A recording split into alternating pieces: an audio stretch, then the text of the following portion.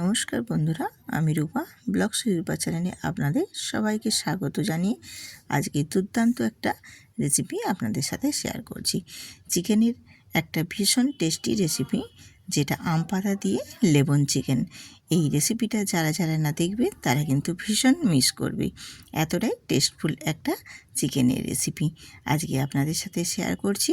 আপনারা ভিডিও শুরুতেই একটা লাইক দিয়ে ভিডিওটা দেখুন, আশা করছি ভীষণ ভালো লাগবে। এই চিকেনের রেসিপিটা দুর্দান্ত। তো চিকেনের রেসিপিটা বানানোর জন্য আমি যা যা এখানে উপকরণ নিয়েছি সবটাই আপনাদের সাথে শেয়ার করছি। আমি এখানে নিয়েছি একদম ফ্রেশ, দেখো কত সুন্দর টাটকা আমের পাতা নিয়েছি। আমের পাতাগুলো খুব ভালোভাবে ধুয়ে নিয়েছি। আর নিয়েছি দুটো গন্ধরাজ লেবুর পাতা, আর নিয়েছি একটা গন্ধরাজ লেবু।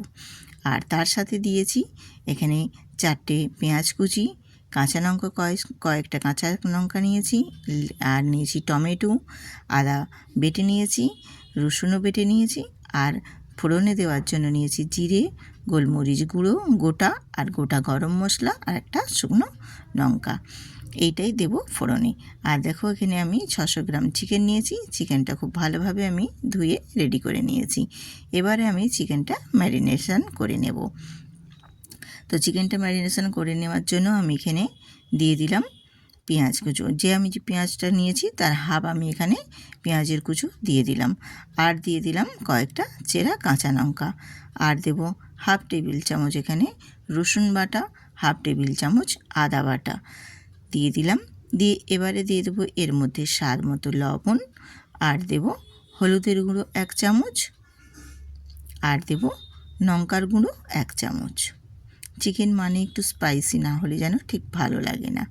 আর এর মধ্যে দিয়ে দিলাম 1 টেবিল চামচ ধনে গুঁড়ো, আর 1 চামচ জিরে গুঁড়ো দিয়ে এবারে আমি যে আম পাতাটা নিয়েছি সেই আম পাতাটাকে এইভাবে হাতে টুকরো টুকরো করে কেটে আমি ওই ম্যারিনেশনের মধ্যেই চিকেনের মধ্যে দিয়ে দেব। যাতে করে এই পাতাটা কেটে দেওয়ার কারণ হচ্ছে কারণ আম পাতা যে পুরো ফ্লেভারটা চিকেনের মধ্যে খুব ভালোভাবে আসবে। আর এখানে আমি নিয়েছি দেখো লেবুর পাতা। লেবুর পাতা আর আম পাতা দুটোকেই আমি বেশ ভালোভাবে এরকম ছোট ছোট টুকরো টুকরো করে চিকেনের মধ্যে দিয়ে দিলাম। এবারে দিয়ে দেব এর মধ্যে গন্ধরাজ লেবুর রসটা।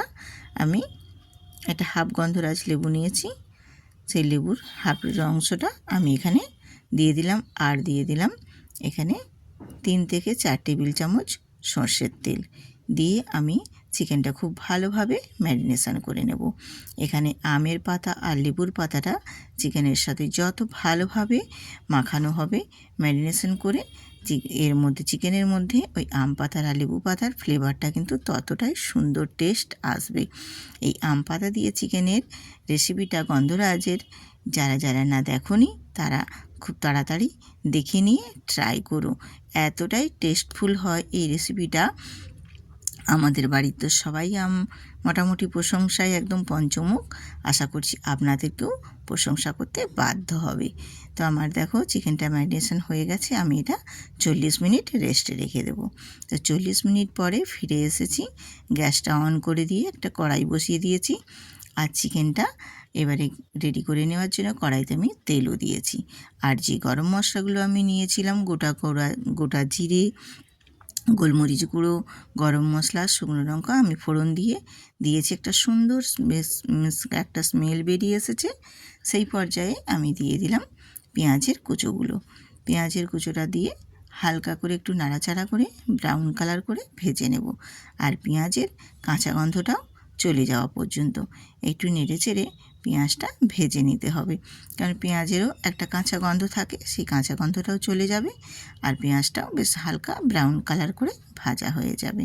আর এই যে জিরে, গোটা গরম মশলা আর গোলমরিচের যে ফোড়নটা দেওয়া হয়েছে, ফোড়নটা দেওয়ার ফলে বেশ তেলটা থেকে খুব সুন্দর একটা মিষ্টি গন্ধও বেরোচ্ছে।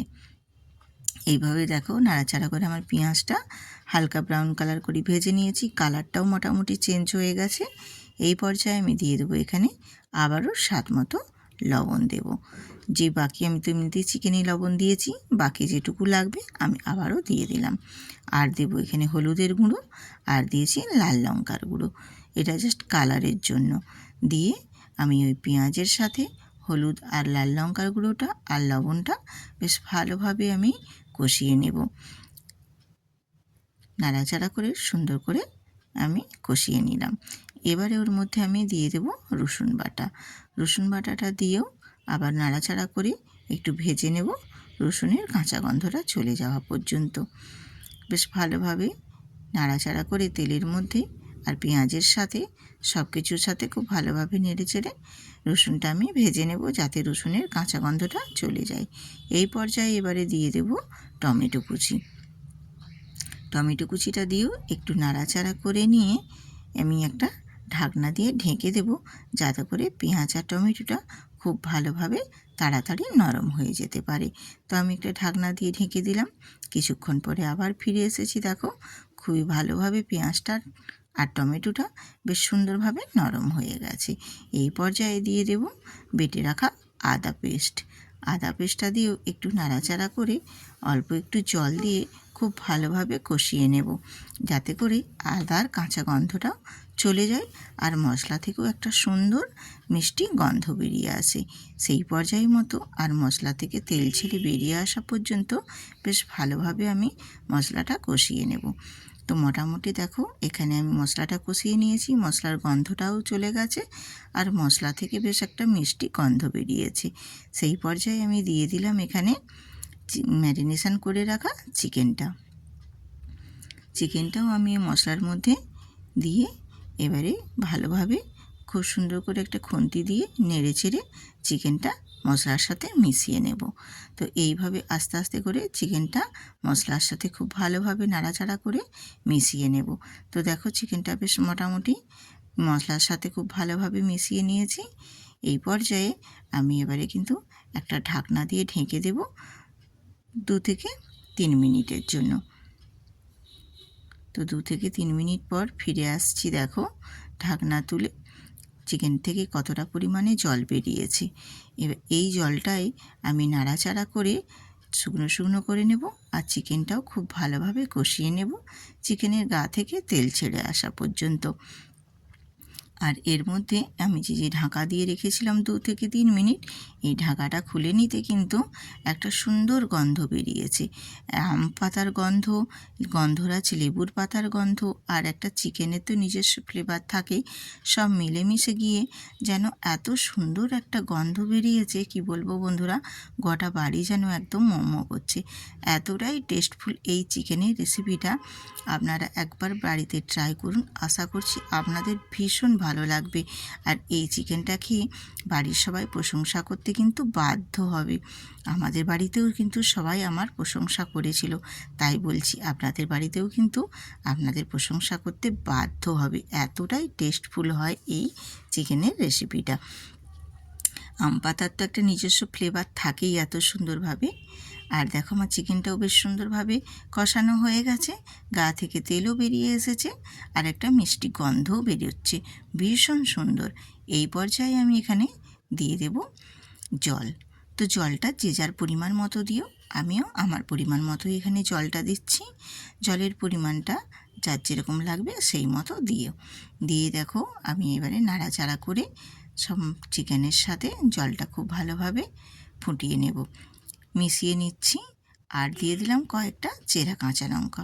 ঝালটা অবশ্য যে যার পছন্দের মতো। আর চিকেন মানে একটু স্পাইসি ঝাল ঝাল না হলে যেন ঠিক পোষায় না, তাই জন্য একটু চিকেনে ঝালটাই যেন ভালো লাগে। তো তোমাদের যদি কম ঝাল মনে হয় তাহলে তোমরা লঙ্কার পরিমাণটা একটু কমিয়ে দিতে পারো। তো আমি চিকেনটা দেখো খুব ভালোভাবে মিশিয়ে নিয়েছি, জলটা দিয়ে ফুটিয়ে নিয়েছি। আমার এখানে নুনের পরিমাণটা একটু যেন কম মনে হচ্ছিল, তাই আমি আবারও একটু নুনটা দিয়ে খুব ভালোভাবে নাড়াচাড়া করে মিশিয়ে নিয়ে এরপর আমি একটা ঢাকনা দিয়ে ঢেকে খুব ভালোভাবে চিকেনটা ফুটিয়ে নেব। তাহলে কী হবে, চিকেনটা সেদ্ধও খুব ভালোভাবে হয়ে যাবে আর চিকেনের গ্রেভিটাও অনেকটা কমে যাবে। তো আমি এই পর্যায়ে ঢাকা দিয়ে আবারও রেখে দেব 2 মিনিটের মতো। 2 মিনিট পরে আবারও ফিরে এসেছি। দেখো চিকেনটা বেশ সুন্দরভাবে সেদ্ধও হয়ে গেছে আমার আর চিকেনের ঝোলটাও অনেকটা কমে গেছে। ঠিক এই পর্যায়ে আমি এবারে নামিয়ে নেব, আর খুব বেশি ফোটাবো না।